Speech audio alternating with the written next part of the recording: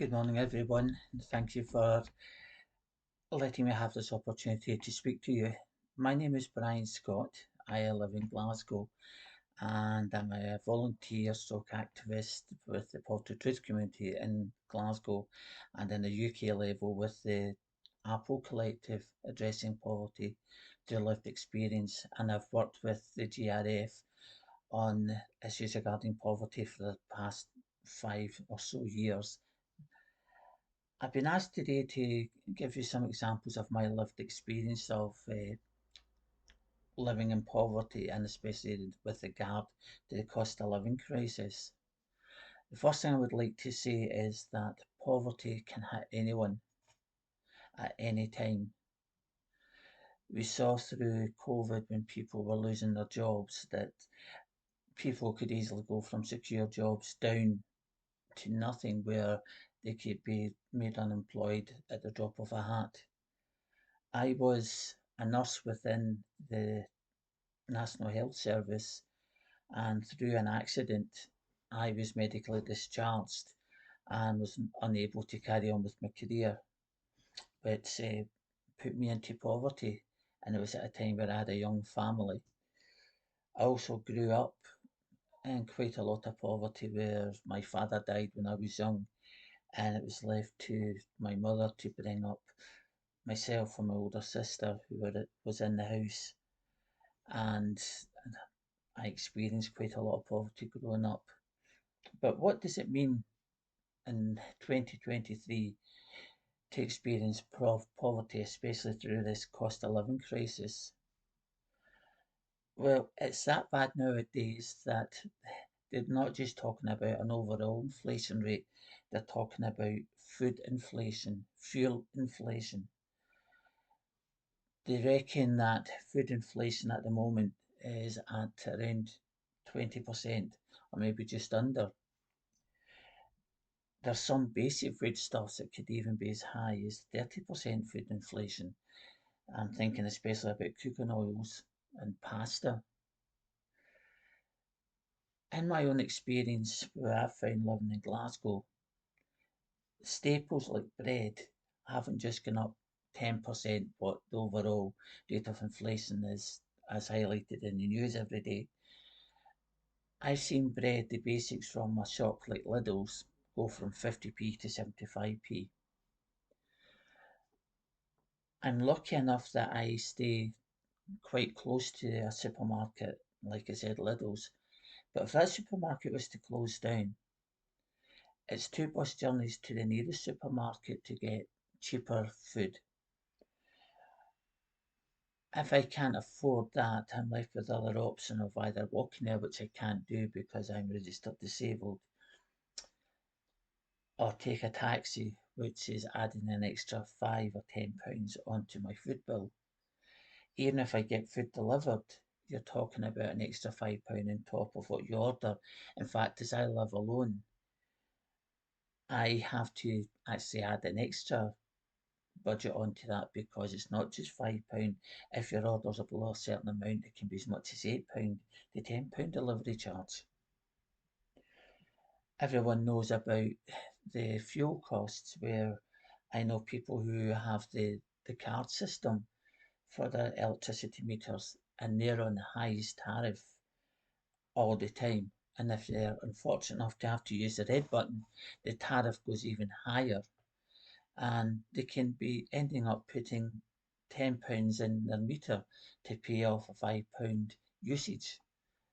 And that £10 goes in minutes sometimes. So when I'm doing talks, I always say it costs money to be poor in this country. It's true, it does. In the last year, I've had a health crisis where I've had to go through chemotherapy and be treated for cancer and have an operation for cancer. If it wasn't for the fact that friends and family took me to appointments, or latterly that I was fortunate enough to actually, through PIP, gain a mobility car, I wouldn't have been able to make quite a lot of those appointments. The NHS pay travel expenses, but they reimburse you the travel expenses, which means you need to have the money to start with to pay for your travel to your hospital appointment. For example, if I was going to my chemotherapy appointment, which was in a hospital called Gartnavel, that had a specialist unit called the Beatson unit within that hospital, it's 2 bus journeys away, or it's £12 in a taxi there and back. And I couldn't have been able to afford that. Even though I could claim it back, I just wouldn't have that money to start with.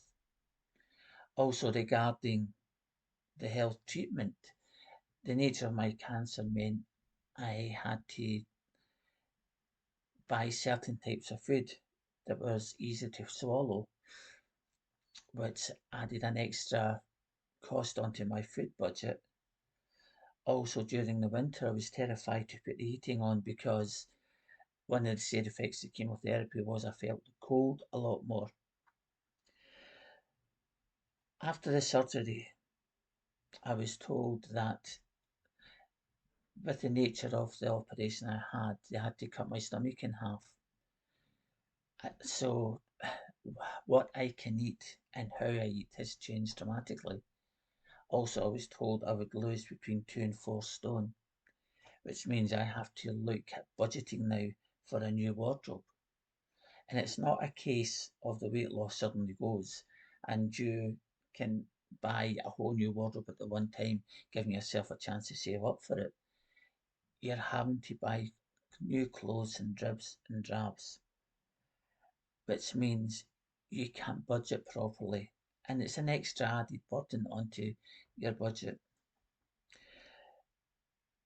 So hopefully I can be there to answer your questions on the day of the seminar and give you a bit more details what life is like living in 21st century Great Britain during a cost of living crisis. During this good weather, when I had a young family, I would love to have taken them out to the beach and to do what you could do with normal families. But because I was in benefits and I was facing financial hardship, I couldn't do that. I couldn't afford the train fares to the local beach. And when we got there, children being children, they want simple things like ice cream. I couldn't afford that. And it's a shame, embarrassment, and humiliation it brings to you as a parent. You can't do this for your children. And children are great, they understand. But in a country like the UK, they shouldn't have to be put in a position where they have to understand that their parents are fighting for every penny. And each day the fight gets harder for them.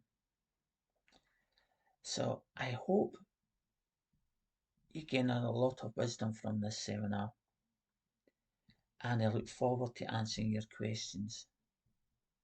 And again, I thank you for your time.